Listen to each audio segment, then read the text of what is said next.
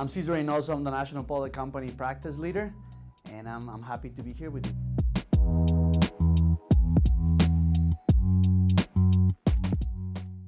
How do we help our clients? By delivering value, delivering the authenticity and the quality of audit that we need to deliver.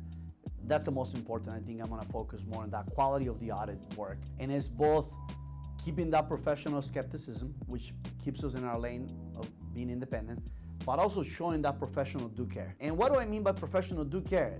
It truly means that everything that you do care. That everything that you review and test and work on, you do care. And if you do care, if you don't understand it, you're gonna go ask somebody else within the team that has more experience to give you the right answer. If I have professional do care, I care for the relationship, I care for the communication, I care to deliver the results that I'm supposed to deliver. And as long as that client is giving us the data that we need to be able to go through the audit, I don't ever stop engaging with the client. So communication is very fluid. Let's say there's a technical matter that they cannot resolve, then I go clearly to communicate with my teams. What are the parameters to stay independent, and why do we need to tell the clients what they need to work on and how they need to work on that item? 18 years in this business, 19 since my internship, haven't had one restatement in my entire career.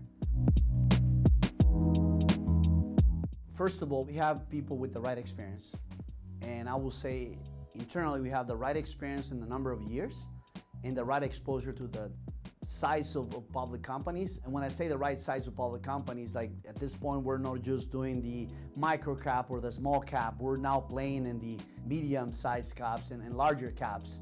And we have large accelerator filers. So having the right people internally gives us that confidence that we could go service those accounts, first of all. The second element is we've been able to take on the opportunities because we had people that have done this before in a smaller scale, but they've been doing it for many years. And some of our team members have worked at the SEC, at the PCOB, and they have brought in the skills that we need to understand what is really quality of an audit. What can we share about the value that we give to prospect clients?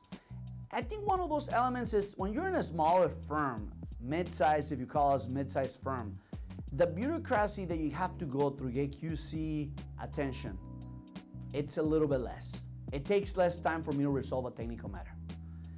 Probably a Big Four would take a week, 2 weeks. Our attention to the detail, our attention to resolving a technical matter that was brought to our attention on day one and resolving it within 24 to 48 hours helps us in a big way to be engaged with the account and resolve those matters rather quickly.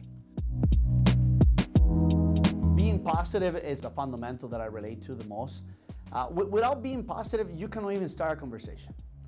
So you gotta be open-minded, you have that positive attitude.